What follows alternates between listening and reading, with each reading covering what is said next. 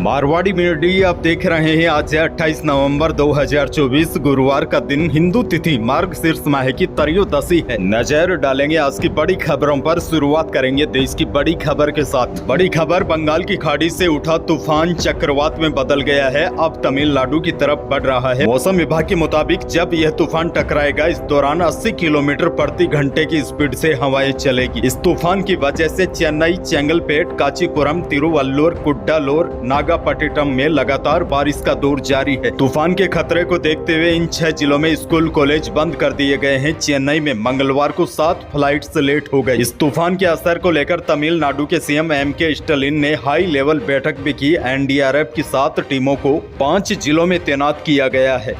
हालांकि आपको बता दो, इस तूफान का असर राजस्थान समेत किसी भी उत्तरी राज्यों में नहीं दिखाई देगा। हालांकि तूफान की वजह से उत्तर भारत के कई राज्यों में कोहरा छा सकता है, लेकिन इस तूफान का सीधा असर तमिलनाडु पर ही सबसे अधिक रहेगा। आगे बढ़ते हैं। देश की एक और बड़ी खबर, संसद सत्र के दूसरे दिन अडानी मुद्दे पर लोकसभा में जमकर हंगामा हुआ। राहुल गांधी ने कहा, अडानी को जेल के अंदर होना चाहिए, लेकिन सरकार बचा रही है। अच्छा, बड़ी खबर आपको यह भी दे दूं, कल इस पूरे मामले में अडानी ग्रुप की भी सफाई सामने आई है। अडानी ग्रुप ने रिश्वत के आरोपों को खारिज कर दिया है। अडानी ग्रुप ने कहा है कि मीडिया में आई खबरें सरासर गलत है। 24 अक्टूबर को अमेरिका में अडानी के खिलाफ मामला दर्ज हुआ था। अडानी पर कई गंभीर आरोप लगे थे, लेकिन अडानी ग्रुप ने रिश्वत के आरोपों को खारिज कर दिया है।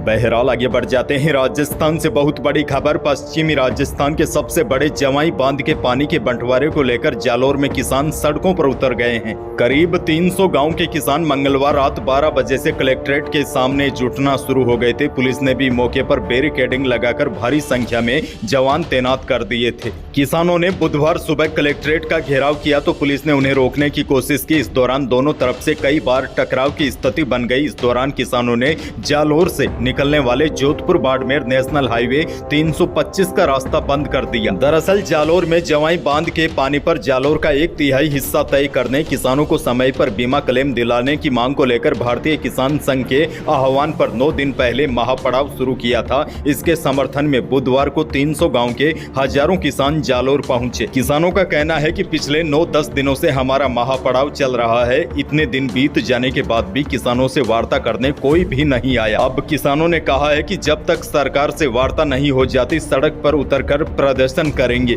आगे बढ़ जाते हैं। एक और बड़ी खबर, शिक्षा विभाग से जुड़े राजस्थान के सरकारी और प्राइवेट स्कूलों में क्लास 9 से 12 के हाफ ईयरली एग्जाम 17 दिसंबर से शुरू होंगे। यह एग्जाम 27 दिसंबर तक चलेंगे। राज्य में पहली बार एक साथ हो रहे हाफ ईयरली एग्जाम का टाइम टेबल भी जारी करते हुए शिक्षा विभाग ने स्पष्ट कर दिया है कि इस बार सर्दी की छुट्टियां 25 दिसंबर से शुरू नहीं होगी और सभी स्कूलों के प्रैक्टिकल एग्जाम 12 से 16 दिसंबर के बीच आयोजित किए जाएंगे। और देखिए, बड़ी बात यह है, पूरे राज्य में चाहे प्राइवेट स्कूल हो या सरकारी, पूरे राज्य में एक ही पेपर से एग्जाम होगा। अच्छा, बड़ी खबर आपको यह भी दे दूं, जयपुर में कलेक्टर ने अपने पावर की अगले साल के लिए 2 छुट्टियों का ऐलान भी कर दिया। यह छुट्टियां जनवरी और मार्च में होगी। आपको बता दूं, हर कलेक्टर के पास यह अधिकार होता है कि वह अपने पावर से 2 छुट्टियां दे सकता है। इसी के तहत जयपुर कलेक्टर डॉक्टर जितेंद्र सोनी ने आदेश जारी करते हुए अगले साल 14 जनवरी 2025 मंगलवार को मकर संक्रांति और 21 मार्च शुक्रवार को शीतला अष्टमी पर जयपुर जिले की सीमा में स्थानीय अवकाश घोषित किया है।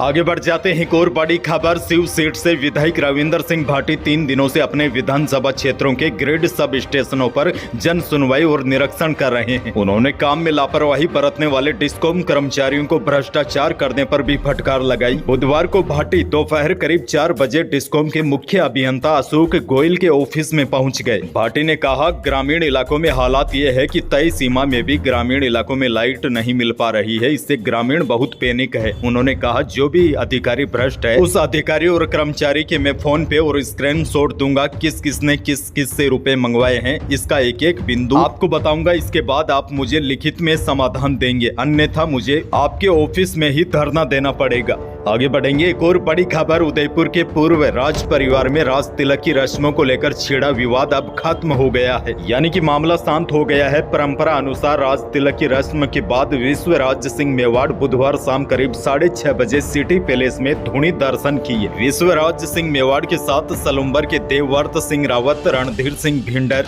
बड़ी सादड़ी, राज राणा समेत 5 लोग धूनी दर्शन करने पहुंचे थे। इस दौरान पुलिस और प्रशासनिक अधिकारी भी उनके साथ मौजूद रहे। इससे पहले विश्व राज सिंह ने राज तिलक की रस्म के 48 घंटों के बाद बुधवार सुबह मेवाड़ के शासक देवता एकलिंगनाथ जी के दर्शन किए। इसके बाद हुई शोक भंग की रस्म में उन्होंने रंगीन पगड़ी पहनाई गई। विश्व राज सिंह के निवास पर भी यानी कि परिवार में भी शोक भंग की रस्म निभाई गई। बड़ी बात यह है, महाराणा प्रताप के वंशजों के बीच जो राज तिलक की रस्मों को लेकर विवाद छिड़ा था वह समाप्त हो गया है। खैर आगे बढ़ जाते हैं। मंडियों के भावों पर एक नजर डालते हैं। नोखा की मंडी में मोट का भाव अधिकतम 4850 रुपए रहा और मूंग का भाव अधिकतम बीकानेर की मंडियों में 7300 रुपए रहा। और गंवार के भाव की बात करें तो चाहे नागौर की मंडी हो, मेड़ता की मंडी हो या फिर बीकानेर की मंडी, सभी जगह गंवार के भाव लगभग 5000 रुपए के आसपास बने हुए हैं। और बीकानेर की मंडियों में मूंगफली का भाव 4600 रुपए से शुरू हो रहा है। हालांकि अच्छी क्वालिटी की मूंगफली 5200-5300 रुपए तक भी बिक रही है। मेड़ता मंडी की बात करूं तो मेड़ता की मंडी में मूंग का भाव 5500 से अधिकतम 7650 रुपए रहा।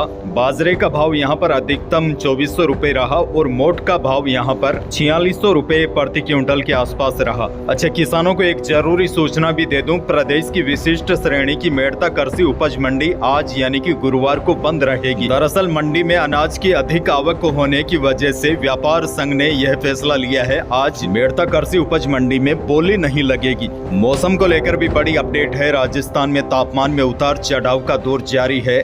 शेखावाटी एरिया को छोड़ दे तो प्रदेश के बाकी भागों में अभी ठंड अपना उतना असर नहीं दिखा पाई है। वैसे मौसम विभाग ने आज राज्य के उत्तरी जिलों में कोहरा भी छाने की संभावना जताई है। मौसम विभाग का यह भी कहना है, राज्य के अधिकांश हिस्सों में अगले 1-2 दिन तापमान में कोई खास परिवर्तन नहीं होगा, लेकिन हनुमानगढ़, गंगानगर, झुंझुनू यहाँ के कई इलाकों में सुबह के समय कोहरा छाने की संभावना है, जिससे तापमान में मामूली गिरावट यहाँ पर देखी जा सकती है। आगे बढ़ जाते हैं। आपके लिए एक और बड़ी और बेहद ही काम की खबर, अगर आप अपने आधार कार्ड पर अपनी फोटो, पता या अन्य जानकारी अपडेट करना चाहते हैं तो आप इस काम को अभी मुफ्त में कर सकते हैं। भारतीय विशिष्ट पहचान प्राधिकरण ने मुफ्त आधार अपडेट की समय सीमा 14 दिसंबर तक बढ़ा दी है। आप माई आधार पोर्टल पर जाकर इस अवसर का लाभ उठा सकते हैं। यह ऑफर खास तौर पर तब फायदेमंद है जब आपका आधार 10 साल पुराना हो गया है।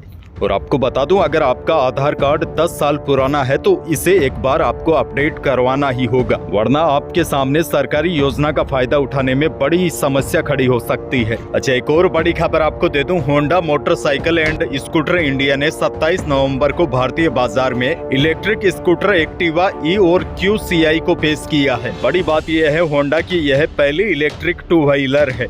वैसे आपको बता दूं, कंपनी ने फिलहाल दोनों ही गाड़ियों की कीमत की घोषणा तो नहीं की है, लेकिन दोनों ही मॉडल की बुकिंग 1 जनवरी 2025 से शुरू हो जाएगी और डिलीवरी फरवरी 2025 से शुरू होगी। यही थी आज की बड़ी और महत्वपूर्ण खबरें। वीडियो को लाइक करना बिल्कुल न भूलिए और चैनल पर नए हैं तो सब्सक्राइब जरूर कीजिए ताकि आप अपडेट रहे बड़ी और काम की खबरों से।